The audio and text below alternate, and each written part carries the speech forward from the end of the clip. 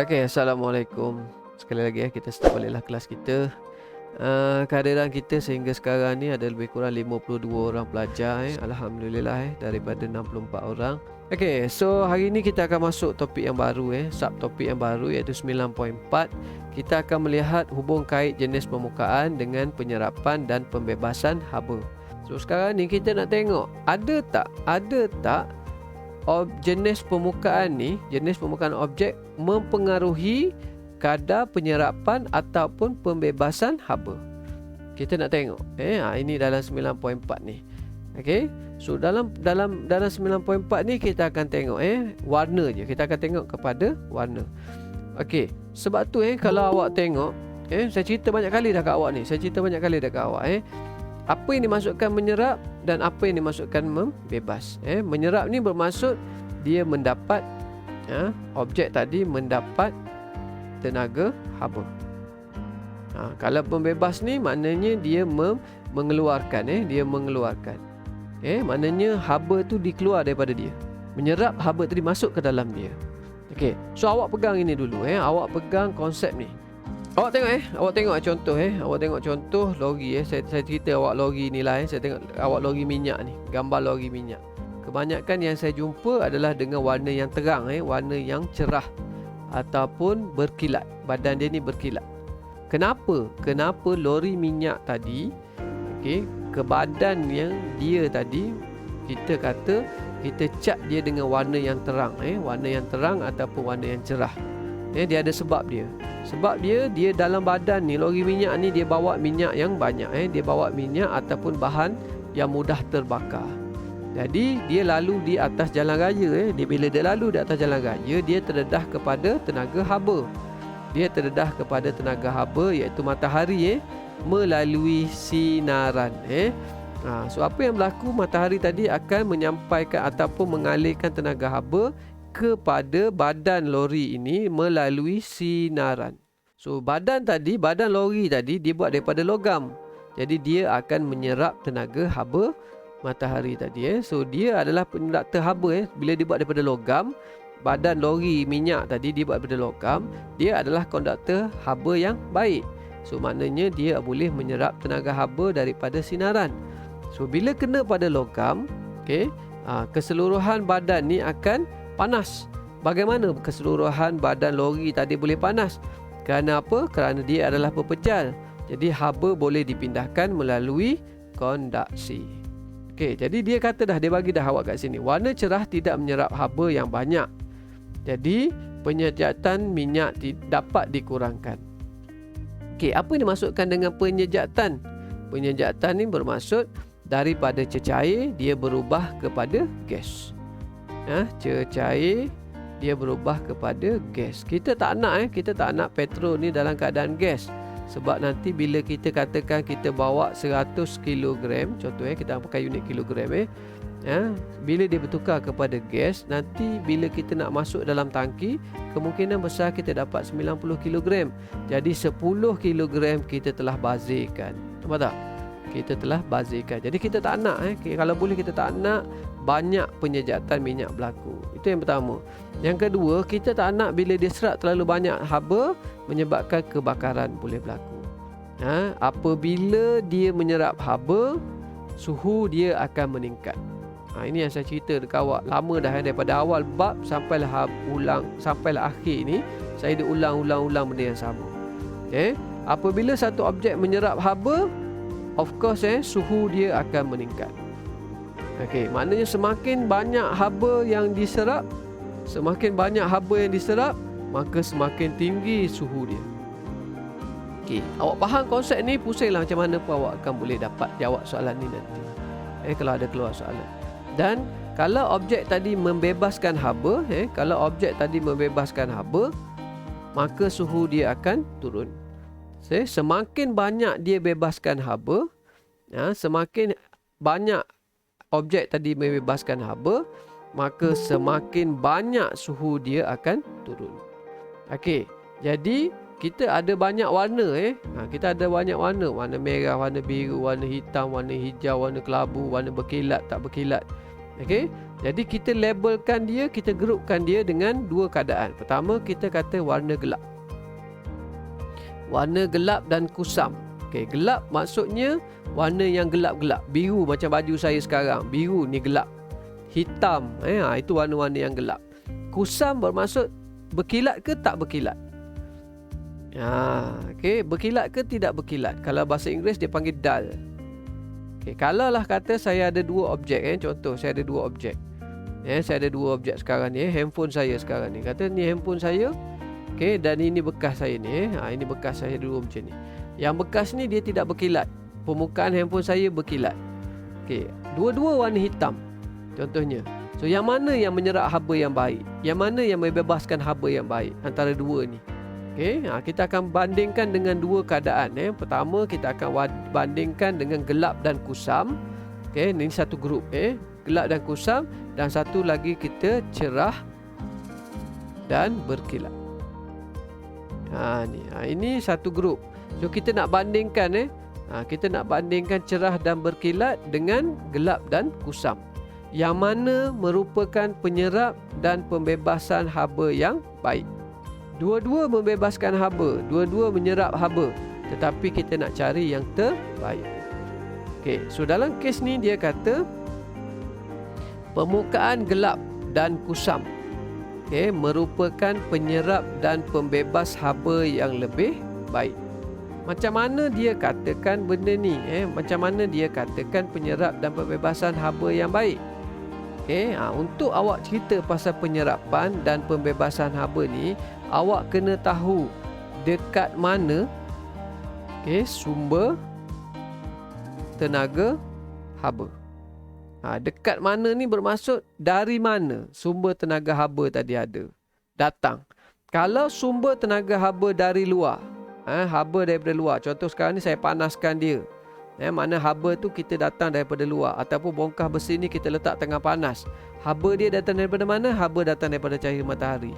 Cahaya haba tadi duduk di mana? Haba tadi duduk di luar. Haba duduk di luar. So bila haba duduk di luar, kita warnakan dia dengan warna hitam dan kusam, ataupun gelap dan kusam. So, maksud dia apa? Maksud dia penyerap haba yang baik. Masuk penyerap haba, bermaksud haba daripada luar diserap masuk ke dalam badan dia. Diserap masuk ke dalam badan dia. So kita kata dia penyerap haba yang baik. Okey, dalam satu kes dia lagi sama juga, bongkah besi. Tapi bongkah yang panas. Dia dah panas dah.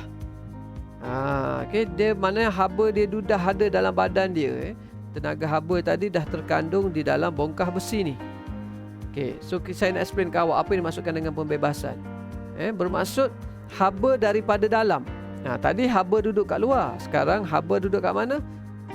Haba ada dalam bongkah ni. Haba ada kat dalam. Jadi haba akan mana? Haba kan akan keluar. Kenapa haba keluar? Kerana dia bergerak daripada suhu yang tinggi kepada suhu yang rendah.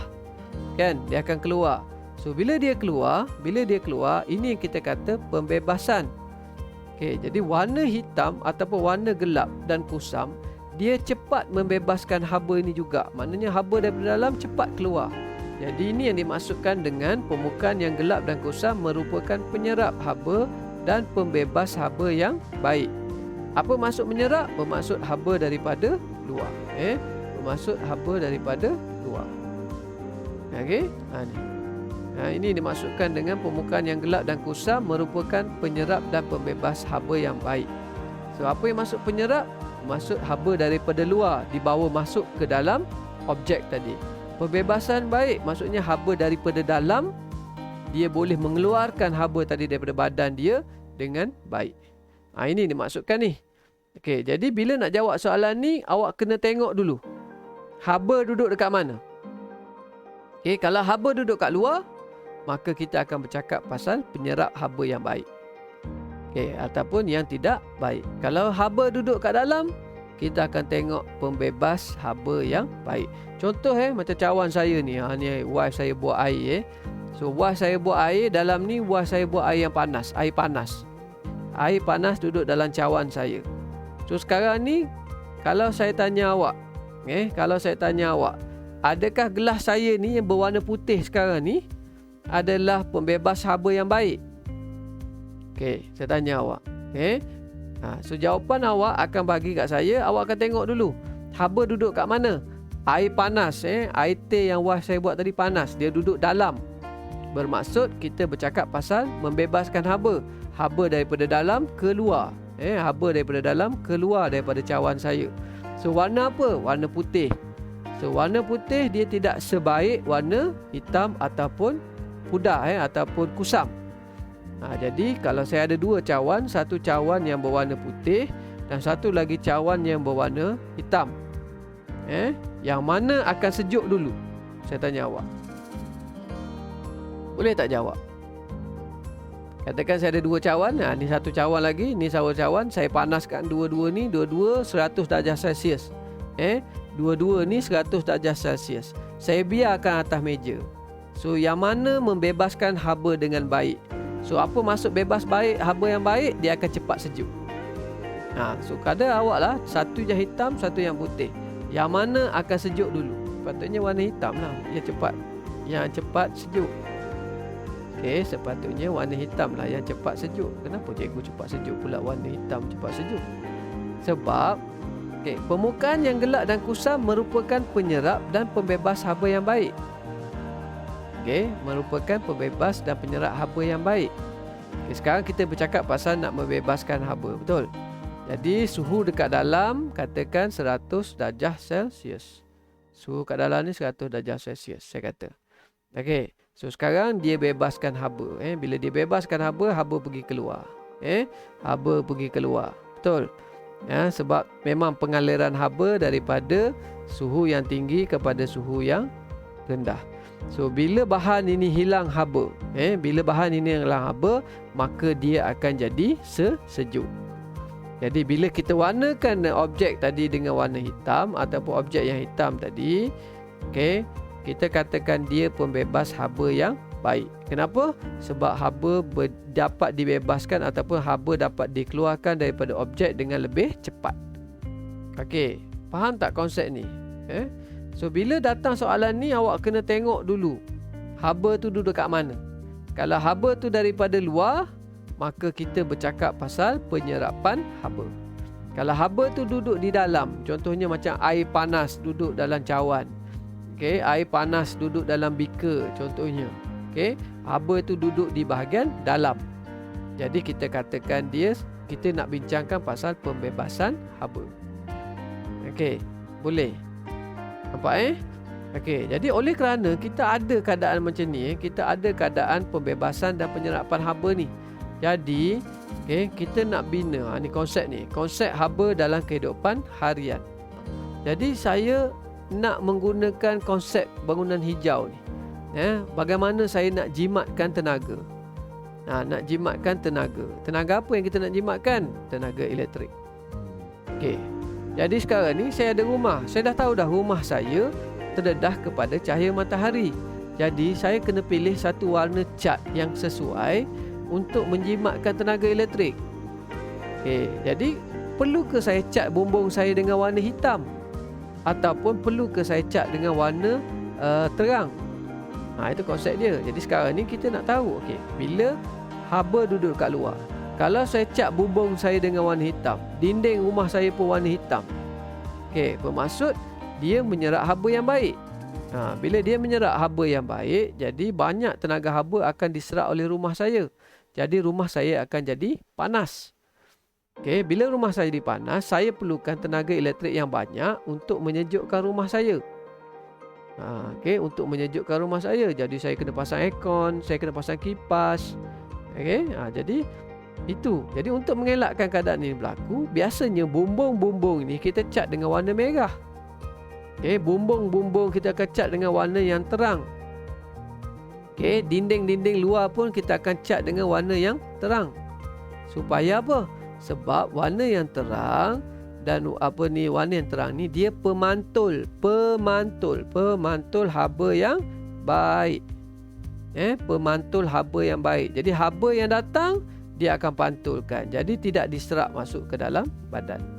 Tidak serap masuk dalam rumah. Jadi rumah kita akan sejuk. Jadi kita jimat tenaga elektrik. Jimat macam mana? Kita kurang penggunaan aircon, kurang penggunaan kipas. Jadi itu faktor dia yang mana kita boleh menjimatkan tenaga. Okey, dalam konsep rumah hijau ni, di mana kita gunakan idea ni, bagaimana kita gunakan idea untuk mengurangkan kesan terhadap alam sekitar. Okey, dan kesihatan manusia akibat daripada kepesatan pembangunan. Jadi sekarang ni kalau awak tengok bangunan ni dalam gambar ni bangunan ni sebenarnya ni dalam gambar saya ni bangunan, tapi banyak dia tanam pokok-pokok. Ni. Kenapa dia tanam pokok banyak-banyak ni? Sebab dia tahu pokok menghasilkan oksigen. Okey, proses fotosintesis ni dia akan menghasilkan oksigen dan juga menghasilkan sedikit wap air. Jadi bangunan ni akan cepat sejuk. Okey. Jadi dia boleh mengurangkan penggunaan tenaga haba, penggunaan tenaga elektrik. Jadi dia boleh mengurangkan kesan terhadap alam sekitar. So ciri-ciri dia macam mana? Ciri-ciri bangunan hijau ni mempunyai kecekapan tenaga yang tinggi. Ini saya kata tadi, kecekapan tenaga yang tinggi melalui penggunaan tenaga solar atau penggunaan tenaga yang boleh diperbaharui. Ni kita kat Malaysia untung sebab kita mendapat cahaya matahari yang ada setiap hari. Kita beriklim khatulistiwa. Jadi kita boleh gunakan tenaga solar ni untuk menggantikan tenaga elektrik, untuk menggantikan tenaga yang dijanakan oleh bahan bakar fosil. Jadi dia ada sistem pengaliran air yang baik, pengaliran udara yang baik, pencahayaan yang baik. Jadi konsep rumah hijau ni, idea dia, konsep bangunan hijau ni adalah untuk menjimatkan ni semua ni. Terutamanya untuk mengurangkan haba. Terutamanya untuk mengurangkan haba. Sebab kita bincang pasal haba. Jadi bahan-bahan yang digunakan adalah bahan-bahan kita semula. Jadi kita ada idea ni, Jadi kita sentiasa ada idea ni. So habis bab 9. Habis bab 9 kita dah cover pasal haba. Kita dah cover habis pasal haba. Hari Khamis kita akan bincang mengenai bab 10. Tak silap saya pasal gelombang bunyi. Gelombang bunyi, pasal bunyi. Bunyi juga adalah tenaga. Sampai sini ada soalan tak? Ada apa nak tanya saya tak? Tak ada. Tak ada. Ada tak? Tak ada. Faik tak ada. Semua tak ada. Okey. Saya berhenti dekat sini dulu. Macam biasa saya doakan anda semua menjadi pelajar yang cemerlang, menjadi anak-anak yang soleh-solehah apa semua. So saya harap perkara-perkara begini tak berlaku. Bolehlah kita berhenti dulu. Kita jumpa lagi. Assalamualaikum.